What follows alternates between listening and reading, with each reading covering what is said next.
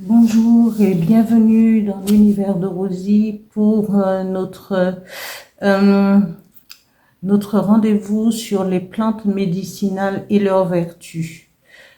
Alors aujourd'hui, je vais vous présenter la verveine blanche à fleurs blanches. Regardez bien ici, elle est à fleurs blanches. Elle est à peu près, c'est pareil que la verveine à fleurs bleues.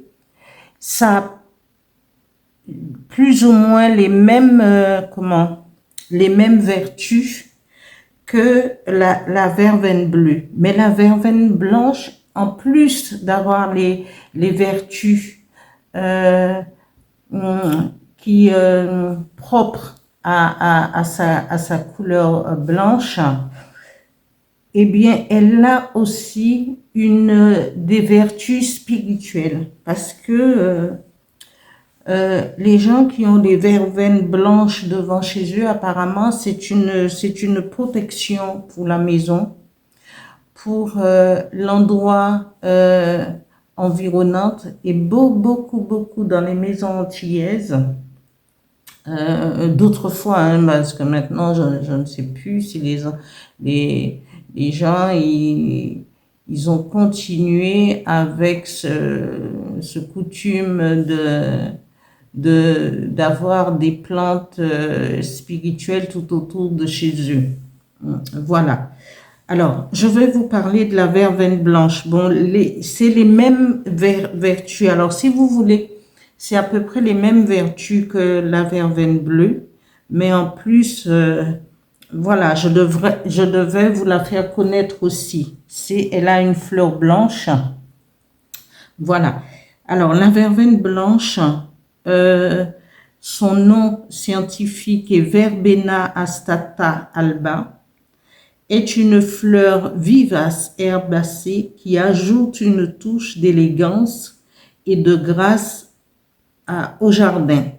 Cette verveine se distingue par ses fleurs blanches, éclatantes, qui apportent une touche lumineuse aux espaces verts. Vivace et robuste, elle prospère dans un sol bien drainé et une exposition ensoleillée accompagnant d'autres espèces telles que les goras. En plus de son attrait visuel, elle attire une variété de pollinisateurs tels que les abeilles, les papillons, les colibris. Moi, j'ai des colibris tous les matins dans mon jardin qui viennent butiner dans les fleurs blanches. Voilà. Dans les vertus thérapeutiques, dans les Caraïbes, la verveine blanche, elle est réputée pour soigner les rhumes et la grippe. En Guyane, les feuilles sont utilisées en décoction pour ses vertus calmantes, voire sédatifs, ou en infusion très sucrée pour les troubles cardiaques, tels que la tachycardie, les douleurs, l'hypertension. Elle améliore la digestion, lutte activement contre le stress et l'anxiété.